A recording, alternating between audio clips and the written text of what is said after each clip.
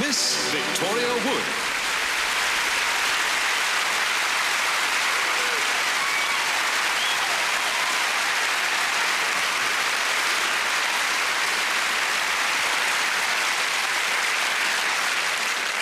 Hello.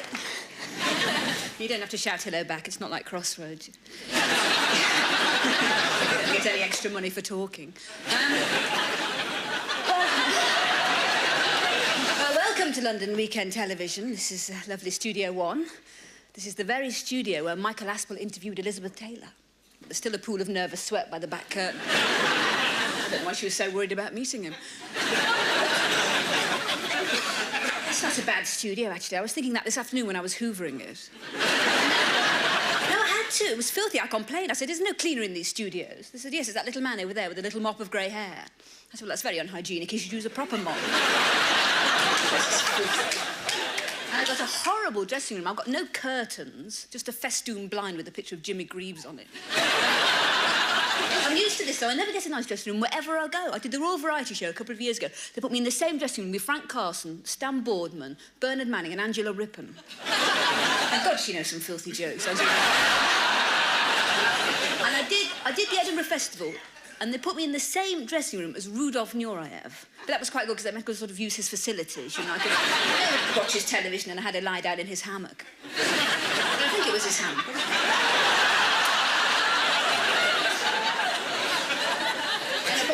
These are my best clothes tonight. These are all specially made for me by the famous haute couturier, Maison Renée, or Renée Mason, as we call her. No, she's marvellous. She does it all herself. She's 103. She operates from a mobile home in a lay-by just outside Cleveland. She's colourblind, unfortunately. No, this was supposed to be red, but she can't tell red from blue. She once tottered into a brothel thinking it was a police station. Because of Oh, and I've had my hair done specially. Well, I had to have it cut last week, actually. I had a bit of a disaster with it. I decided to put henna on it at home. And I did what it said. I put all this henna on it at home, and I wrapped it in a hot tea towel. And I sat in the airing cupboard for 4 days. I don't know if it was the henna or the tea towel, but when I took it off, I had pure Irish linen written all around my head. I've had quite an exciting journey to get you. I flew here on the famous Manchester Shuttle. It's rather an old aeroplane. I had to go next to the rear gunner. The trouble is, you never get a proper movie, you know, because the flying time is so short. You just get one of the air hostesses flicking through the bunty very quickly and... It's not the same. I was thinking I should have come on the train, actually. I should have come intercity. But whenever I go intercity, I always seem to end up sitting opposite the woman who's eating the individual fruit pie by sucking the filling up through the hole in the middle. But the last time I went intercity, I was sitting there like this, and there was a couple across the aisle having sex. But this being a British train, nobody said anything. But when they finished, they both lit up a cigarette, and this woman stood up and said, excuse me, I think you'll find this is a non-smoking compound. Now, I should explain. There is supposed to be a celebrity audience here tonight, but so far, they're not here. It's all right, we have heard from them. The bus has broken down on the M40. They're all right. We've heard Michael Jackson and Joan Collins are changing the wheel. Well, he's changing the wheel, she's holding the nuts. No, but we've not done bad here tonight. Who have we got? Some friends of Wincy Willis and some people from Guildford. Well, that's... They're all up there in the balcony, the people from Guildford. We don't show them because they're not famous. You haven't even had a cup of tea, have you? No. Whereas the celebrities, what have they had? Some old vol-au-vents left over from Child's Play. LWT, the company, oh, well, I say company, they've said to me... No, they've said, because all these celebrities have flocked here this evening, I know that Maidenhead and Barnes are like ghost towns this evening.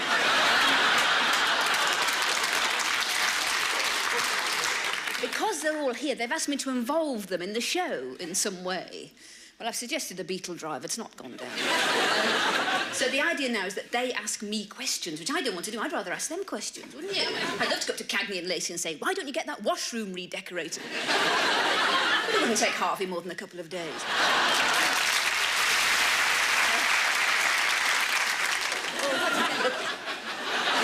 So I will now take questions from the floor. I don't mind what they are. They can be, you know, serious, thought-provoking, intellectual as you like. Yes, lady with the split ends. Can I have your question? Have you got any 5 pences? Why? Well, I fancied a hot chocolate. No, I haven't. I've left my Peggy purse at reception and... Who are you, anyway? You shouldn't be up there with the people from Guildford. Oh, I'm sorry, I recognise you now. Thought I got a whiff of nappy Sam coming across. Yes, my friend here. Yes, Miss Julie Walters, star of Educating Rita, Typhoo 1 Cup.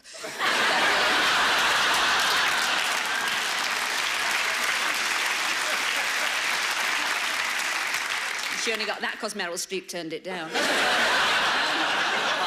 No, look, I know what. Let's have a question from someone dynamic and creative and a force to be reckoned with in television. Oh, no, let's skip that. Let's go straight on to Michael Gray. Michael. Do you really think there's any difference between men and women? Difference between men and women? I should think in your family there probably is, isn't there? The men smoke the cigars and the women wipe out the ashtrays. I think there's a difference. Yes, I think there is. I think physically there's a difference between men and women. I've never seen a man that looked good in a pinafore dress, I must say. Unless it was very, very plain with no bust darts. I think the real difference between men and women, I think, is that men are much more hopeless at Christmas shopping. I think that's my definition. But you see them all on Christmas Eve, don't you? Panicking, running in and out of department stores, blundering about like moths looking for the lingerie department. Trying to buy French knickers for their wives without actually looking at them, touching them, or saying the word knickers. And they always chicken out, don't they? My really strong perfume for their wives because they think the wives will like it. And the wives don't like it, but they put it on because they think the men will like it. And the men go around saying, does that blue bottle come back then? Now, let's have a question from someone who needs the exposure. Now, looking for pantomime this year, Celia? Celia Imrie, can I have your question? Yes. Are you an art lover? Am I an art lover? I should say I am. I love pictures. I love pictures that tell a story. What are they called? Comics. I love them. Well, I was just saying I was in Boots. When I was in Boots, I was admiring their lovely oil paintings, of course, that they sell there. There were 2 on special offer. There was one of white horses running through the waves in the moonlight. That was it. There was another one of white horses saying they wouldn't go in, it looked too cold. I love painters. I love Constable, Rembrandt, Picasso. Though he didn't crane inside the lines as well as Rembrandt. Let me see, we've raised the tone now. We've raised the discussion on a sort of intellectual and cerebral plane. So I would like to ask a question. Can I have a question from Joan Bakewell, a fine mind, a keen intellect? Could I have your question, please? Yes, I'd like to ask you a rather serious intellectual question, if I may. Yes, you may. Do you think large bosoms are a handicap? I suppose she thought I couldn't manage a difficult question. She's slumming it, really, tonight, Joan, isn't she, here? Really. I suppose Mensa was shut, was it? Having a new billiard table put in, is that it? It's a strange question. Do I think large bosoms are a handicap? I should say they were if you were a heavyweight boxer. Large bosoms would be a handicap. Well, they'd catch on the ropes, wouldn't they? I tell you what, there's not going to be any boxing soon on the television, or any wrestling. It's a man here is putting a stop to it. We're going to have more upmarket things on the television, like needlework and dressmaking. Well, it'll be the same, though, will it, of a Saturday afternoon, watching some big, fat, hairy man squatting over an embroidery frame. But my bosoms... Well, they're not so much a handicap, it's more of a disappointment, really, mine, when I got them. No, because I wanted Meccano, and I got these. But they're a terrible thing to just get, you know, like I was in a class of about 35 girls, and suddenly, overnight, everybody had enormous bosoms and spots and really greasy hair. Like if we went swimming in the sea without caps on, they had to hose the seagulls down with fairy liquid. And suddenly, I didn't know what anybody was talking about, because suddenly everybody was talking about periods, and I didn't know what they were. People were talking about periods the whole time. And then teachers would say, come and see me next period. I said, what? Because the only thing I knew about them officially was that every so often the games mistress would come into the form room with a very red face, with her divided skirts wagging up and down like this. She'd say, girls, when you get your period, don't come to me, go to the machine on the wall, put your money in, get the packet out, and there you are. And she'd go, I didn't know what she meant. So when it happened, I went to the machine on the wall, put my money in, got the packet out, ate the chocolate raisins, and... I'm going to put weight on. I was doing that every month. Can you imagine that? Well, it didn't matter being huge. Everybody in my class was enormous. They had to stop us doing cross-country running because we dented a viaduct going on the top. So everybody was on a diet the whole time, and we thought that yoghurt made you thin, so we used to eat yoghurt all the time. And we used to say, Sandra, if you're going up to town, get us a raspberry yoghurt. If they haven't got raspberry, get something else. She used to come back and say, I couldn't get your raspberry yoghurt. Forgot your meat potato pie. Can I please have the question from Mr. Dennis Norton, please? Yes. What do you think are the worst faults of the British? That's not one of my questions. You picked that up off the floor. I think the worst fault of the British is they're no good. No good at having fun, I would say. I would class myself as a British, and I'm no good at having fun. I get overexcited if there's a pattern on my kitchen roll, you know. But... we are hopeless, aren't we, in this country? When you think what other races are like. You know, the Italians have got opera, and the Spanish have got flamenco dancing. What have we got? Weight Watchers. I mean, it's hopeless. I mean, you think in India, you know, if a man dies, the widow flings herself onto the funeral pyre. I mean, if a man dies in this country, the woman just drags herself into the kitchen and says, 72 baps, Connie, you slice, I'll spread.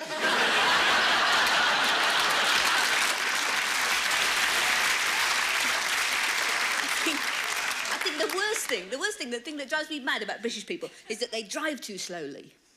I mean, I live in the country, a little windy road. I cannot go anywhere in the summer without getting stuck behind a mystery tour. Now, a mystery tour in this case being two old gits in a Morris Minor. Why are they always in a Morris Minor? And why is it always brown? Why do they sit so low down in the seats? So when you're behind them, all you can see is a little pork pie hat and a rain hood. She's in the passenger seat, neither of them are driving. She's navigating, she's trying to direct him up a crease on the map. He's trying to get the top off the thermos. And they've got those stickers on the back window. We've seen the toilets at Longleat. I lost my dentures at Alton Towers. My other hat's a balaclava. And he's going about 12.5 miles an hour, because he had half a shandy 3 weeks ago, and he's going about 4. And you know that any minute now, they're going to stop dead without warning or indicating or anything, because he only looks in his mirror to see if he's got his glasses on. They're going to stop dead, and they're going to take out 2 picnic chairs and set them up by a pile of loose chippings at the side of the road. And they're going to sit there for hours eating little bits of old potted meat sandwiches and old bits of Swiss roll out of different-sized Tupperwares. And they're going to spend all afternoon fitting the different-sized Tupperwares back into the boot. Like something out of the Krypton Factor. I think this country's just essentially dreary. I mean, I was just in hospital, and when I came out, I thought I'd go on holiday, and I thought I'd go camping in this country because I thought it would be healthy. And I'd heard that camping had got a lot better in the last 20 years. You know, you get nice tents now with landscape gardens and escalators, and granny flats and things like that. Because I went camping years ago with my boyfriend in this little green canvas thing that a scoutmaster had been arrested in 1957. And we only went away to sleep together. That was the whole point of going. And we always forgot that when the light was on inside the tent at night... Oh, well, you remember, I could never remember. You were silhouetted through the canvas. People used to call out encouragement from the other tents. Keep up a steady rhythm there. I should have known, because I've been camping before with the guides a few years before that. That's another dreary thing, guides. I was in the worst guide patrol in the whole world, Sycamore Patrol. We had about 3 badges between us. And we went camping, and Captain said for the first night's supper, our patrol had to bring some vegetables and something that could be easily heated up. So we brought some potatoes and some Carmen rollers. It was so competitive, this camping holiday with the guides. There was a big competition for the most interesting thing to be found in the woods. I think another patrol won that with a rare breed of woodpecker. I know we came nowhere with a man called Billy with all the buttons missing off his ring. And then I thought, no, I won't go camping. I thought I'd go to the seaside. I'd go to a little British seaside resort, you know, to one of those little bed and breakfast hotels on the prom.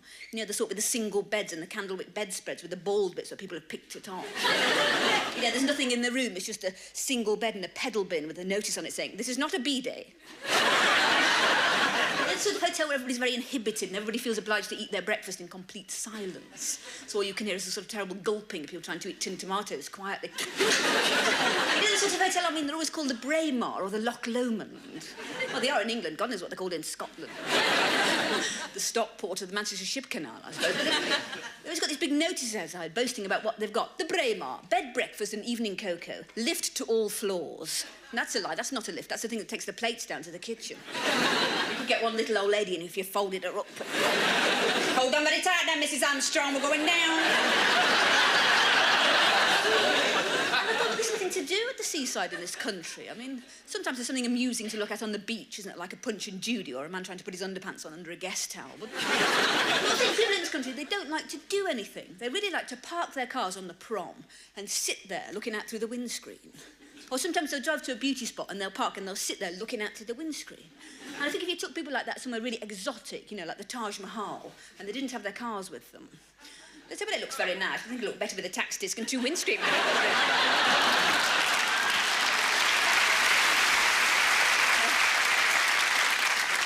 I've got to tell you about this really exciting thing that happened to me last Thursday. And I was in the supermarket, and I'd only gone in for a loaf of bread, right? And I'm very strong-minded in the supermarket. You know, I just get what I've gone in for. I'm not swayed by the packaging or the lights or the music or any of that. So I'm standing at the checkout, and I'm just lifting out the folding greenhouse and the 6 rolls of wallpaper out of my trolley.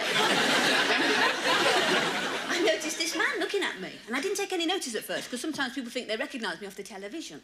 They think I'm that woman off Fresh Fields. No, not Julia Mackenzie, the little fat one that lives next door. Or sometimes they think I'm French and Saunders. Well, not both of them, but they think I'm Dawn French. They come up to me in the street and say, "What's it like being married to Lenny Henry?" I say, "I don't know. I've only seen him on a muesli commercial. Why are you asking me?" So I don't take too much notice of this bloke staring, because there's a bit of a hoo-ha on my till, because the girl's being a bit heavy-handed running my cabbage over the infrared. Getting a lot of coleslaw I don't want to pay. So I'm packing up my shopping, having a bit of trouble with the deck chairs and the potting compost. And this bloke is stood next to me packing up his shopping. I'm having a good look, because I love other people's shopping. And I decide that he lives all on his own in a bed-sitter, because he's got one of those little tins of baked beans and pork sausages. You know, where it's all in the one tin. It's the smallest size tin. It can only possibly have 1 pork sausage in there. In fact, the pork sausage is hanging over the edge of the tin going, "Go on, the sausage." And then I decide he lives in a bed-sitter, but he shares a kitchen. I think he's a student, because he's got one of those jars of freeze-dried coffee, and he's taking out the larger grains and initialing them. I can't remember the name of the coffee. It's one of those they advertise on the television. It's the one where the woman goes into the kitchen and pretends to be a coffee percolator. I hate that one.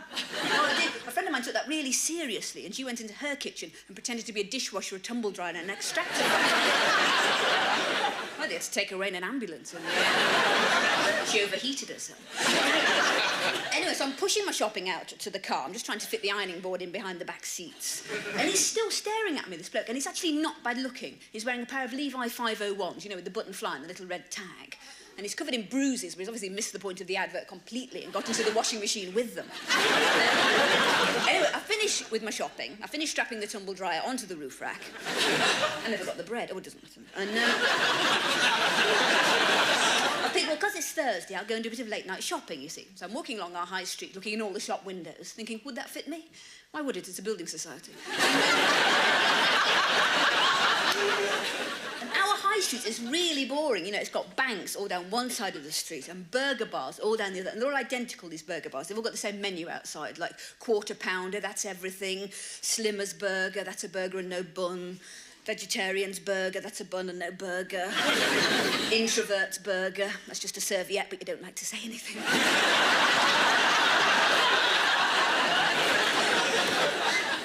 And I go past a Spud You Like, and I see the bloke from the supermarket is sitting up in the window, see, looking out, tucking into his spud. I see that he's got the least interesting of all the fillings, mashed potato. I don't know if he's looking at me, see, or just sort of staring out at the hustle and bustle of the passing scene. Yeah, that's a bit of an overstatement where I live. So I live in the dullest place on God's earth with the most stupid, thick people. I can't tell you where it is, because if they heard what I was saying about them, there would be an outcry. They'd go...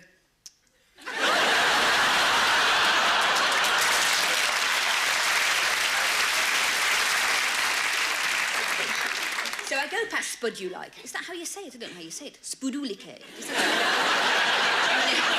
Anyway, that place. I go past there, and he picks up his shopping and he follows me out into the street. I think, well, this is a bit odd. So I go into Benetton, which is next door. I don't always spend any money in there, but I do like to go in and unfold things.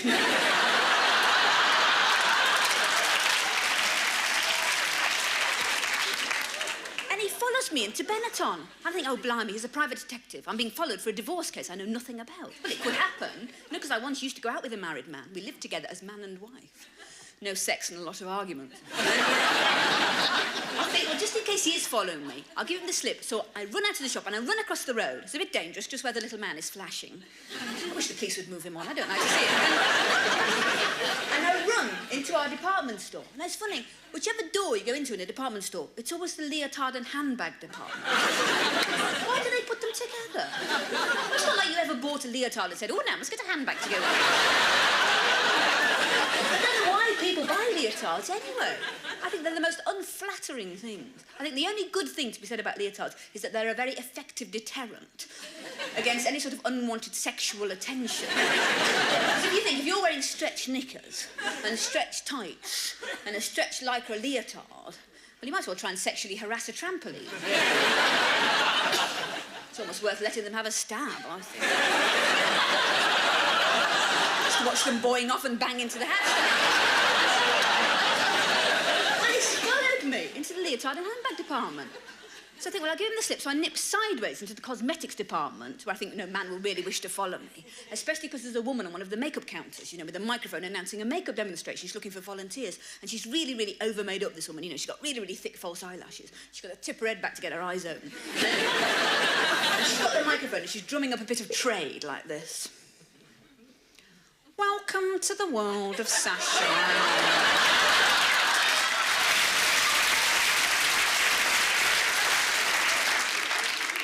This is Madeleine speaking.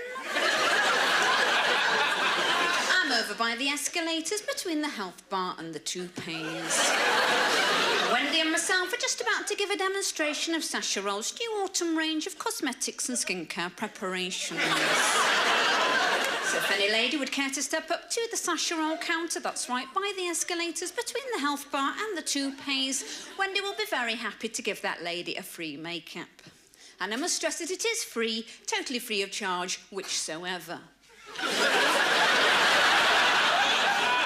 Of course, any lady or gentleman wishing to purchase from the new Sacha Roll range, we have a special offer on special offer. A free gift coming to you free with any purchase worth £36 or more. Free gift comprising of suede effect pochette, packed to the drawstring with handy size oddments, total in mouth blot, eye wipe and shimmering cleavage enhancer. So don't be bashful, ladies. All the Sacha Roll sales assistants are fully qualified in all aspects of makeup and beauty therapy, on the top of which Wendy comes to us with a diploma from the Geneva School of Sterilised Blackhead Popping. So if any ladies requiring a special look, perhaps for an evening out, just for the sheer heck of it, then immerse yourselves in Wendy's capable hands and experience the true magic that is Sacha Roll. Well, news from Sacha Roll is that colour-wise anything goes this season. Maroon is back with a right vengeance, eyes are popping out while lips are receding. And powder shadows this season come in all shades of the speculum.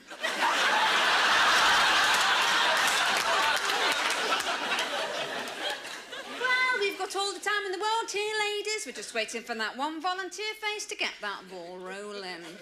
So course yourselves, please, over to the Sacha Roll counter, where Wendy has been panting to get her mitts round somebody's chop since gone 4. Is it Wendy that's putting you off? I must admit, it's not the most hygienic boiler suit you've ever seen. But she is doing an extra shift at the abattoir. I will admit Wendy does not have the Sacha Roll beauty therapist diploma as of yet, but she does come hot foot to us with her city and guilds in panel beating, bricklaying and cement work. I must also stress, by the way, that it is medically almost unheard of for Wendy's eczema and Wendy's ringworm to flare up at one and the same time in this way. So this is Madeleine asking for the last time for one volunteer. Will you drag your bums up, please? In the magical pigging world of Sacha Roll, where Wendy is slavering to dredge up your true inner beauty by smearing your gobs with overpriced bits of grease. Nobody? All right, I didn't want to have to do this, but if nobody's going to come forward, I've no alternative. Wendy, take your muzzle off. Fetch!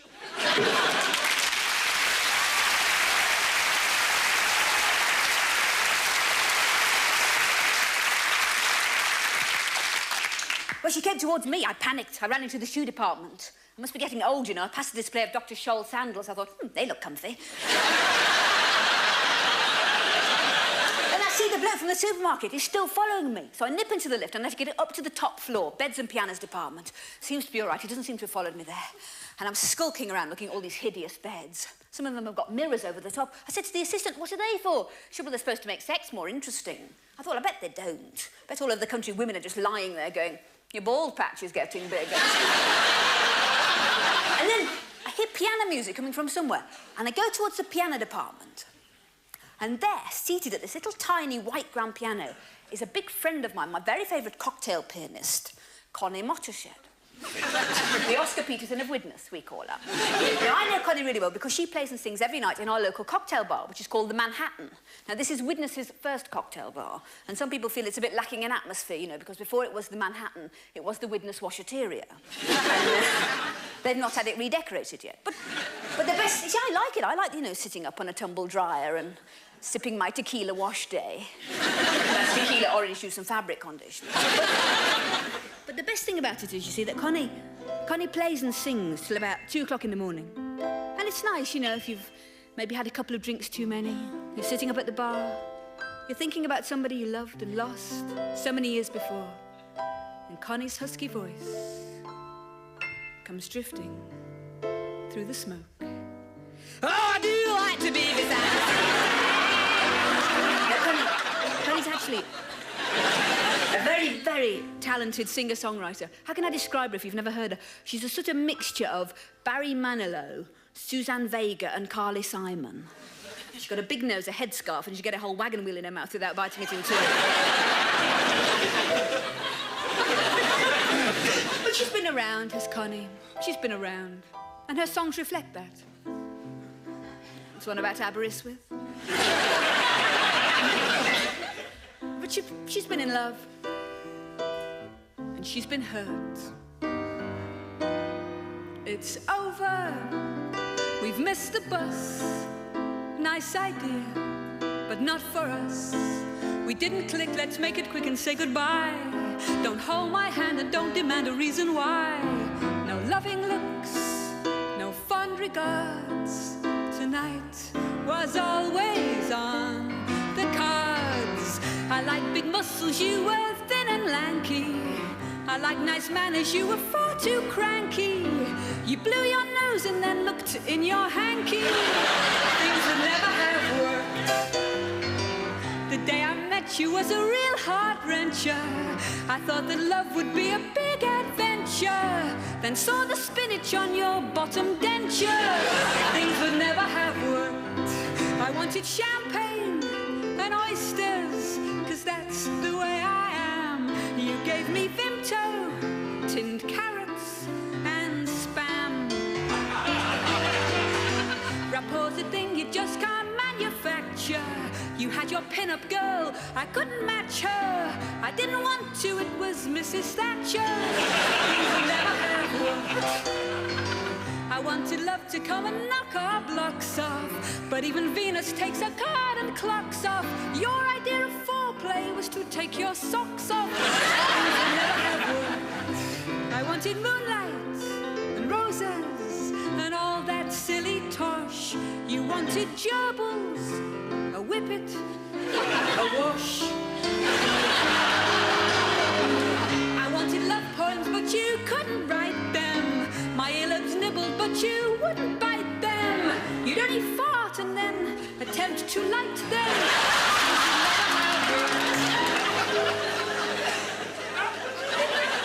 We're not compatible, let's not get blue, dear.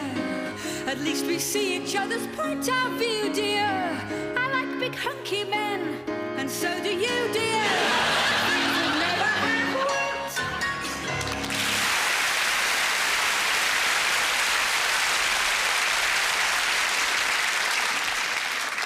Right, now back to the story, right? I'm being pursued by this man from the supermarket, and I'm in the department store, standing by the piano, with this huge group of people. I see him coming towards me, so I create a diversion. I turn to a woman next to me with a facial hair problem. I say, oh, Mr. Bellamy, we love your programmes. There's a huge rush for daughter, that's when I escape down the back stairs. Too late, he's there waiting for me, and I just know he's going to kidnap me. I just know. And I don't know what to do about it, you see. I can't go to the police about it because I'm in trouble about my television licence. No, I haven't got one. They came round with a detective van. They said, we've reason to believe you're watching the television. You're fined £500. I said, it's only Gardener's World. They said, all right, 450, but... I never paid it, and I can't confront him, you see, face to face, because I'm not that sort of person. I'm just not brave enough. I thought if only I was wearing a sanitary belt. No, I didn't know what they were. I'd seen them in the department store. They said on the package, you will feel fully confident while wearing it. Well, I'll just have to make a run for it. So I'll run into the pub next door and I hide in a group of people around the dartboard. Now, I can't play darts, but I pretend I can. And it's my go, and I don't do bad. I get a 1-1, an 11, and a somebody's girlfriend. And I was embarrassed, and he was embarrassed, because it wasn't until she started going like this.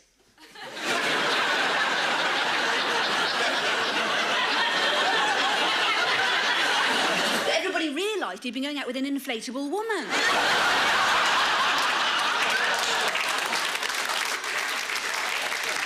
Well, we patched it up. Well, we patched her up first. She was on the floor. I just had to make a run for it, so I'm running along the street. He's running along behind me. I think if I can just get to my car in the supermarket car park, and I can't find my car keys, I must have dropped them, and I can't break into my own car because it's got an alarm system on it. It's American. It's the most sophisticated one you can get. Like, if you chuck a brick through the window, it doesn't go, wah, wah, wah, wah. He goes, why did you feel the need to do that? Maybe talk about it. So I'm running along the street. He's running along behind me. Everything's shut by this time. I can just see one light down the end of the street. Just for once, our theatre, the Theatre Royal, is open. The light's streaming out into the pavement. It's buzzing with people. It's the opening night of something I've never heard of, a farce called Whoops, There Go My Bloomers. I think, well, any port in a storm, so I nip in. I get the last seat in the house. I go to the box office. She said, it's £7.50 for the last seat in the stalls, or for £2.50 you can have a banquette. I haven't got time. What do you mean? I said, I don't know you anyway. So I go in, I'm sitting in the stalls, ready for the opening night of Whoops, There Go My Bloomers, and I can't see anything because I'm stuck behind this enormous woman. I can't see anything except her dandruff. So I put my 20p in the slot, get my little red binoculars out. It's better. I can see her dandruff a lot better now. But in the end, I got quite bold because I thought I'm not going to enjoy myself. So I tapped her on the shoulder. I said, I'm sorry. I said, would you mind taking your hat off? She said, oh, no. I still couldn't see anything. She had this huge jacket on with padded shoulders. So I tapped her on the shoulder. I said, sorry, would you mind taking your jacket off? No, all right. I still couldn't see anything. I tapped her on the shoulder. I said, I'm sorry, would you mind losing 4 stone? Because it's very difficult. She's really cross. She whipped round. She said, I suppose you'd like to come and sit on my knee, would you? I said, well, I wouldn't, actually, but don't think I'm running away from that side of my sexuality. So I've got her in front of me. I've got another woman behind me who appears to be munching through a roll of loft insulation, as far as between the two of them, I may have missed some of the finer points of Whoops, There Go My Bloomers. But I'll try and describe it. You see, I never go to the theatre. I never see farces. You've probably seen a lot more farces than I have. You've probably all been in them, haven't you? I don't know. So I'll try and describe it. It seems to be the usual sort of thing. The curtain went up and there were some lights on and some people running about and shouting. And the audience is going, oh, look, people running about and shouting. And then they went off, those people, and some other people came on. In pyjamas, that's right. That was very funny, them having pyjamas on. People were aching with laughter at pyjamas. And then they went off, those people, and some other people came on with a vicar. That's right. That was very, very amusing. People were biting the back of the seat in front of this. Then there was a good bit. I thought there was a good bit where it all sort of stopped and I had an ice cream. And then it sort of started up again. And we reached what seemed to be the comic climax, as far as I could gather, of Whoops, There Go My Bloomers. There were some people over there in pyjamas whispering, and there were some people over there with a vicar shouting, and there was a man in the middle who was neither in pyjamas nor a vicar, but even more hilarious. He was in long johns and he came from Yorkshire. He'd been carried away in ambulances at this. I expected a fit sport talking about too much laughing.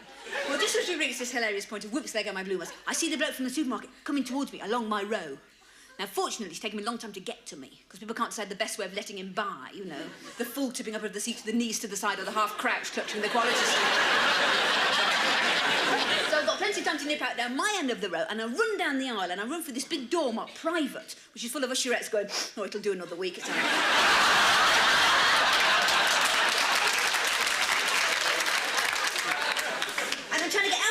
I take a wrong turning and end up in the middle of the stage, in the middle of Whoops, There Go My Bloomers. I say, I'm sorry, everybody, I'm sorry, I'm being kidnapped. Complete silence. Nothing from the audience, nothing from the people on the stage. I go off, I come back on again in a corset, holding a lavender brush, say it again, huge round of applause.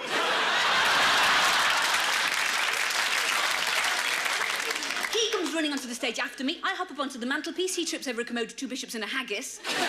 The buttons fly off his Levi 501s. His trousers drop, revealing a pair of novelty boxer shorts with a picture of Magnus Magnusson on the front. He turns his back on the audience, reading the legend, "I've started, so I'll finish." He gets a standing ovation, and down comes the curtain. Well, I turn to him, after we've taken a few bows and bouquets and offers of summer season at Bridlington. And I say, "Have you been trying to kidnap me?" And he said, "No, I was trying to give you your car keys back. You dropped them in the car park at the supermarket." I said, "Well, why didn't you say something?" He said, "Well, I didn't like to. I thought you were famous."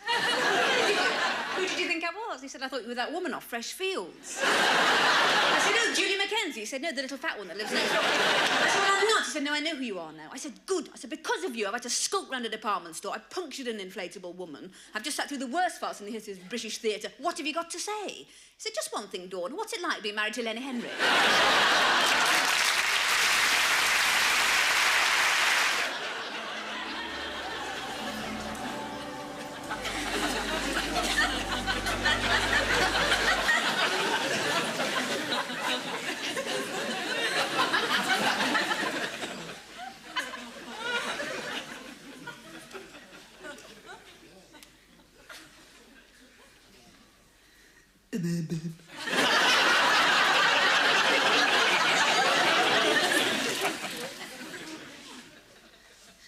Hello. I'm looking for my friend. Kimberly.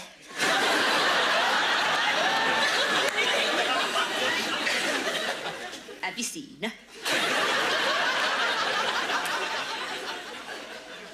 She's got right dangly earrings with sausages on them. When they're not in her ears. No, she's really, really tall and just pierced up as high as he could reach.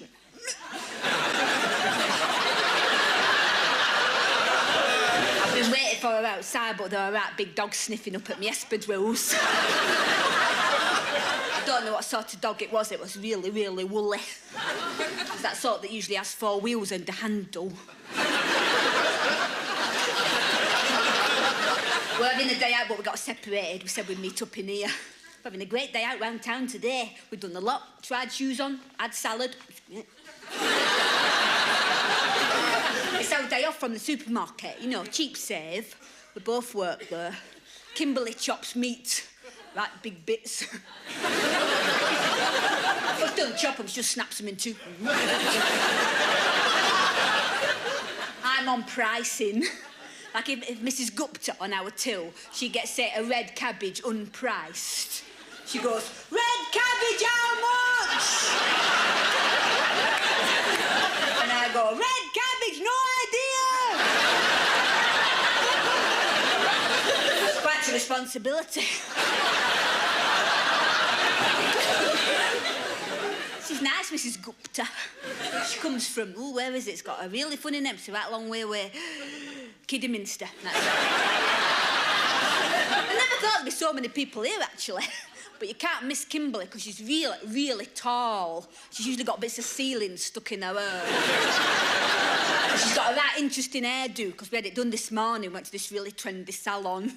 Kimberly had a spiral perm and a Mohican. And I had my berry trimmed.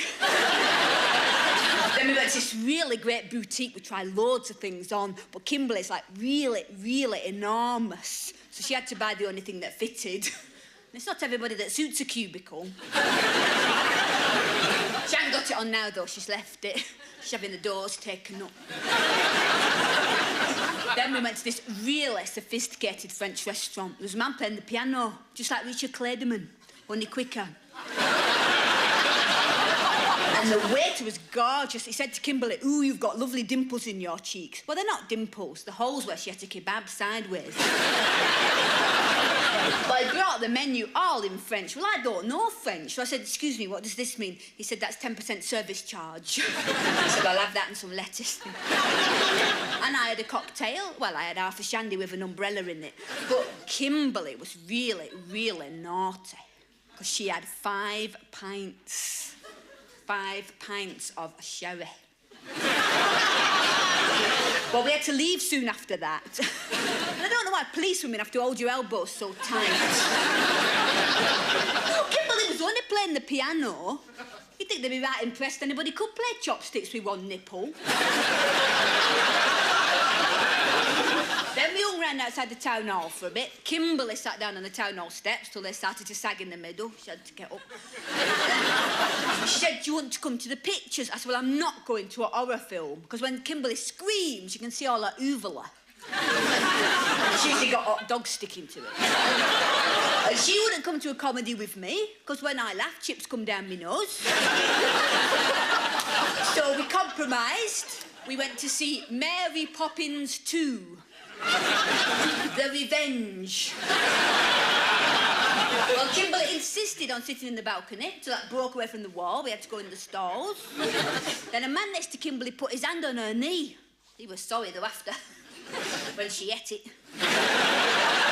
And she's really, really good with perverts, Kimberly. Like, if somebody flashes at me, I just run away. If they do it to Kimberly, she stops. She gives them marks out of 10 for presentation. Then she insisted on going in a cocktail bar and mixing up her own cocktail. Well, the first 2 ingredients were a galvanised bucket and some paraffin. Then she did some really interesting break dancing. It's not easy in an ambulance. So I left her in casualty. No, she's all right. I said, I'll come on here. She's all right. She's not badly hurt or anything, because she's very, very tough. She got run over by a car last week. The only thing that was damaged at all was the exhaust pipe. So I said, I'll come on here and get in the queue. But I've been stood here ages now, haven't I? I'm no nearer the counter. You were all here before me, weren't you? Have you had your burgers?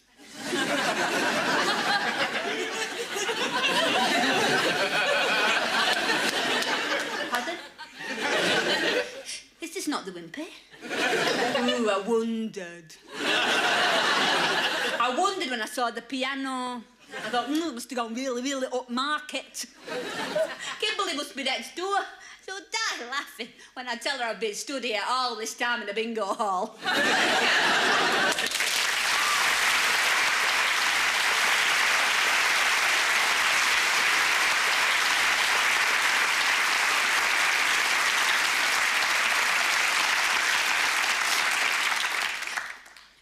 Sorry, can I just... We'll just do a little... Would you mind asking a few questions? Can I just... Oh, thank you, sir. Oh, that is kind of you, sir. I saw you coming along the street with your little fur hat on. I thought I wouldn't bother with him, Deirdre. He looks quite a twit and a half. No, it's just a little survey. No, we're not selling anything. No, it's totally bona fide. Just a few questions. Hope you don't mind. I know I would. No, it's just a little survey. No, we're not selling anything. No, here's my ID. Oh, no, that's my breakfast. There's my ID. Yes, I do look rather startled, don't I? I was taken in a photo booth and somebody had just poked an eclair through the curtains.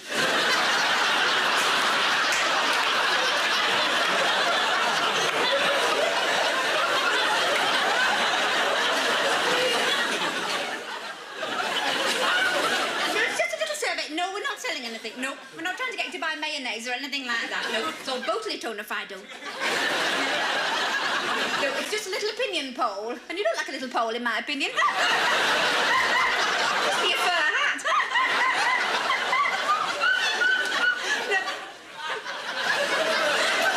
It's just a joke. We like to break the ice with a joke. Put it on my clipboard here. Break the ice. No, it's all anonymous. No, it's totally phone fide. No, the things I write down here go no further than the police and the Inland Revenue. It's another joke. Now I'm one short for the next person. No, it's just a little survey. No, we're not selling anything. We're not trying to get you to buy mayonnaise or anything like that. It's all doubly phoneable. Just a few questions, then. Do you think unemployment has led to an increase in street violence or not? Do you think the standard of secondary education is better or worse than 20 years ago? Do you think if she'd lived, Alma Cogan would have been in the government?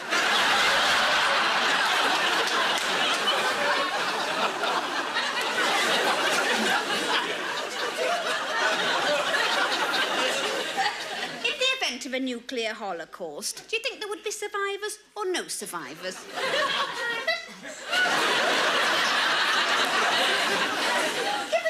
survivors, do you think there would be a total breakdown of society or some semblance of law and order?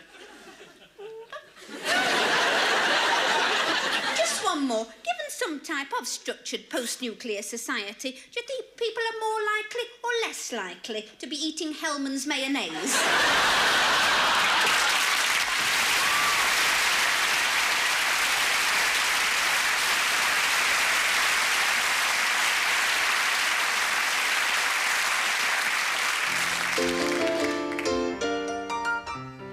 I'm going to finish now with a romantic ballad. This is dedicated to my deep interest in the act of physical lovemaking. It's very short. It's the ballad of Barry and Frida.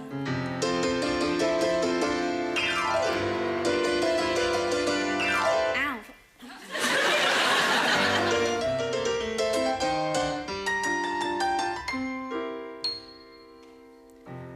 Frida and Barry sat one night. The sky was clear, the stars were bright. The wind was soft, the moon was up. Frida drained her cocoa cup. She licked her lips, she felt sublime. She switched off Gardner's Question Time. Barry cringed in fear and dread as Frida grabbed his tie and said, let's do it do it while the mood is right. I'm feeling appealing, I've really got an appetite. I'm on fire with desire, I could handle half the tenors in a male voice choir.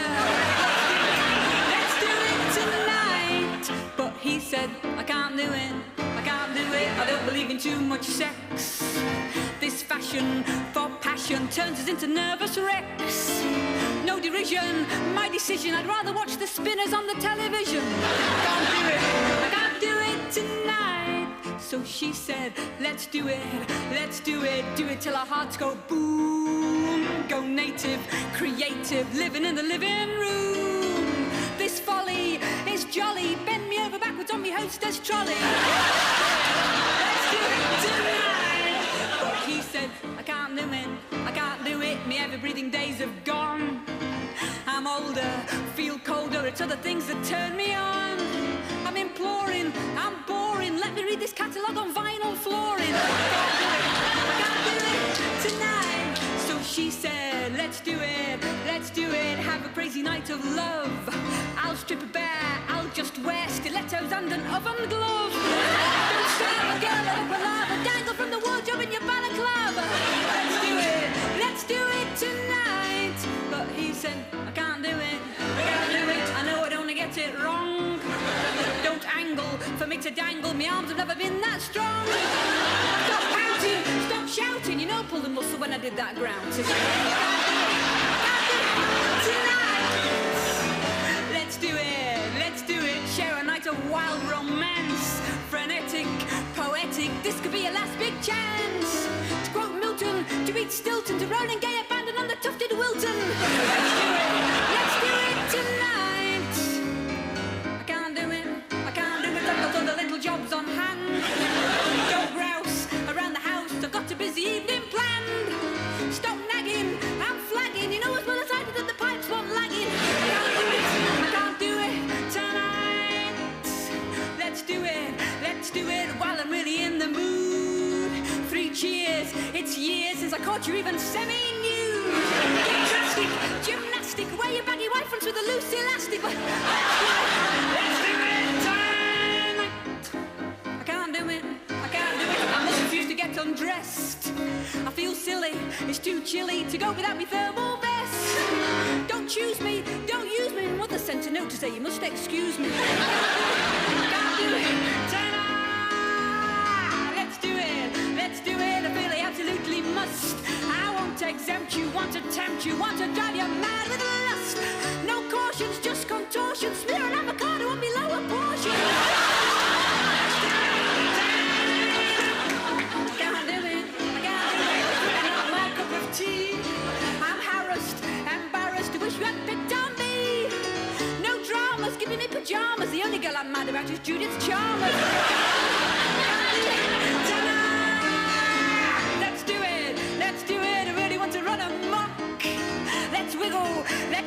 let's really rock the rafters rock. Be mighty, be flighty, come and melt the buttons on me flame-proof nightie.